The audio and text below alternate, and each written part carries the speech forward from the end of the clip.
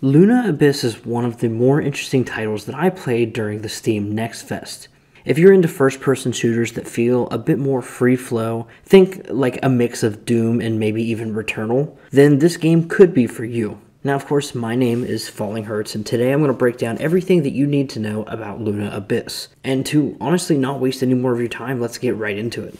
For your need-to-knows, Luna Abyss is coming from Bonsai Collective to the PC and current-gen Xbox and PlayStation consoles. And while we don't know the release date right now, recently there of course was the demo for the PC on the Steam Next Fest. But I'll go into how the game feels so far at the end of the video. But as for what the game actually is, we're going to head first to the store page. Luna Abyss is a single-player, story-driven action-adventure game with fluid platforming and bullet hell combat. Follow the journey of Fox, a prisoner of Luna caught between a cryptic prophecy and their prison sentence. And to anyone who doesn't know, of course, platforming is basically the idea of moving, jumping around, and getting from one place in the plane, 3D plane in this instance, to the next, and then bullet hell being, of course, dodging all types of crazy different projectiles that are usually pretty flashy and glowy. Now, as I already said, you are a prisoner sentenced to explore a derelict megastructure that sprawls deep beneath the surface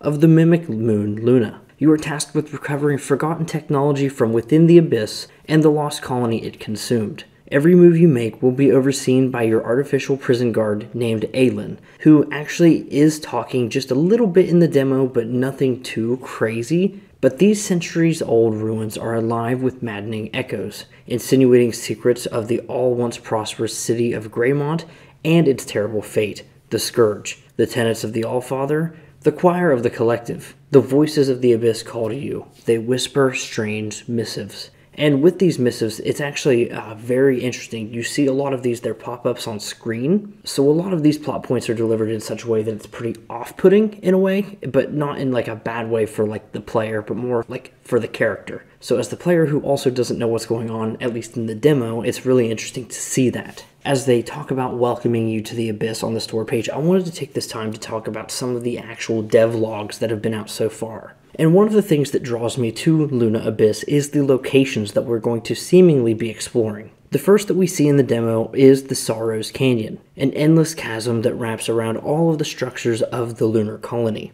This is where we are first introduced to the quest for the drift technology, and of course this is where the demo takes place.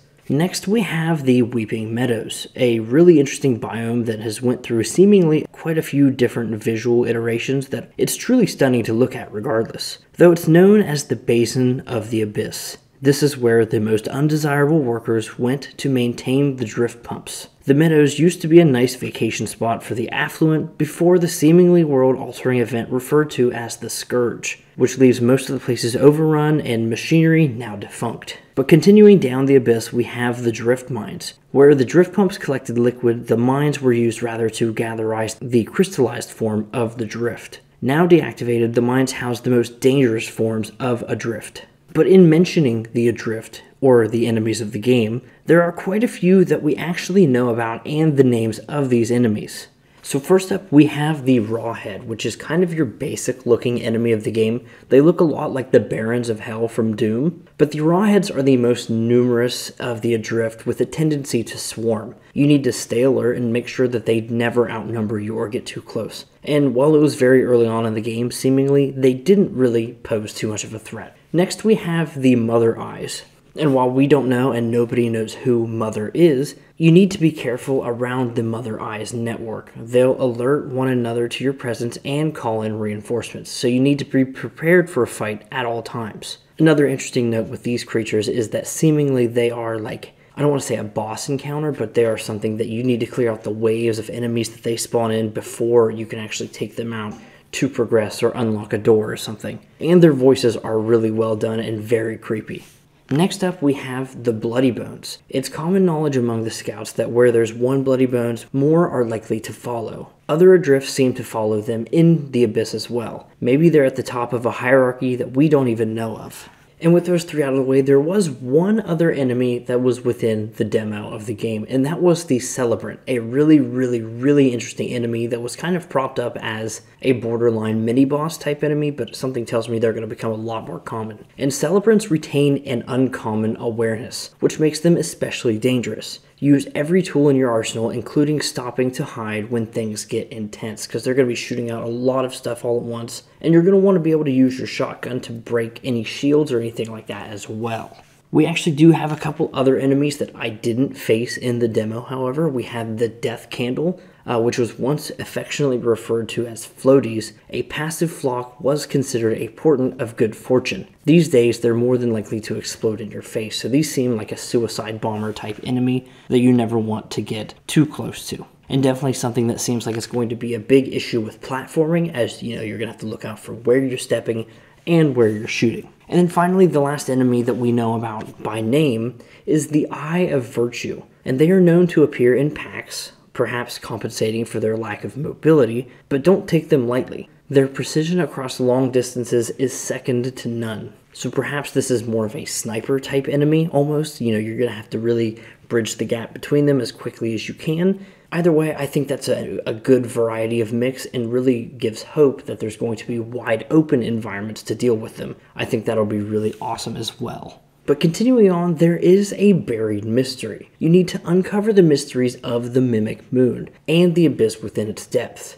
Come face to face with remnants of the colony's downfall and discover your role within the doomed world. Learn all the secrets the abyss has to offer. And this is something that's really interesting to me, is that as we're going along here, we're definitely going to meet a lot of really interesting characters, I think. If the demo was any indication of that, there is going to be dialogue within the game to some degree. I'm not sure how I feel just yet about the presentation of that with, you know, the choices and everything. I'd rather the characters just be talking to me with the way the choices were set up personally. But I think these little tidbits of conversation, along with excellent seemingly world building, I think there is a lot here in the sense of mysteries to uncover, and I'm really excited to see more. And of course, through sprinting, jumping, and dashing our way through this brutalist alien megastructure, you're going to have to navigate the Forsaken Chasms, experience fluid first-person platforming as you travel through Luna and the depths of the abyss. And all I can say is this is pretty much Doom Eternal to the max, because some of the stuff that it shows throughout the trailers looks really, really well done. And from what little bit I played, I think this can be an experience that is pretty polished. But as you continue on, and as we already somewhat mentioned, you're going to have to face corrupted souls and twisted cosmic horrors of the Luna Abyss with weapon in hand. You're going to have to master your tools, adjust on the fly, and survive in a bullet hell. And of course that shows a little bit more of what I mean by the combat there. And there's certain weapons with lock-ons, there's guns that can just straight up break down shields, and then there's enemies that you're going to have to keep a quick eye on at all times.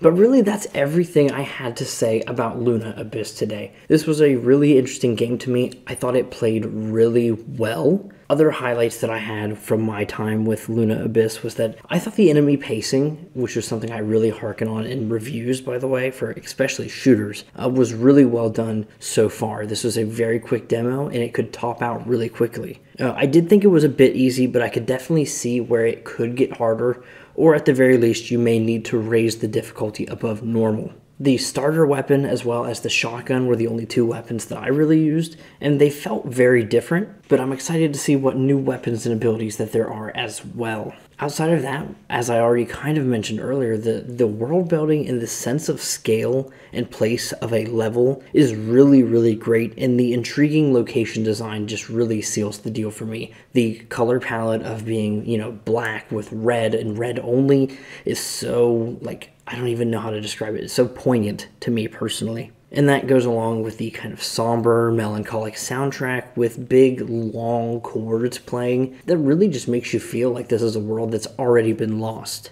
And once again, I'm waiting to see how the story delivery actually pays off, and of course how the dialogue options, and not so much choices per se, but the options work out in such a way that it's actually an entertaining dialogue system. But really, that's it. Those are my kind of quick thoughts on the demo, and then also what I'm hoping for in the game itself. But yeah, my name is Falling Hurts. Thank you for watching this video. If this was at all informative or, perhaps even hyping you up for the game, consider subscribing, because we're going to be doing more videos like this, hopefully daily, along with some reviews. And then I, of course, do a podcast as well. So consider checking that out. So goodbye.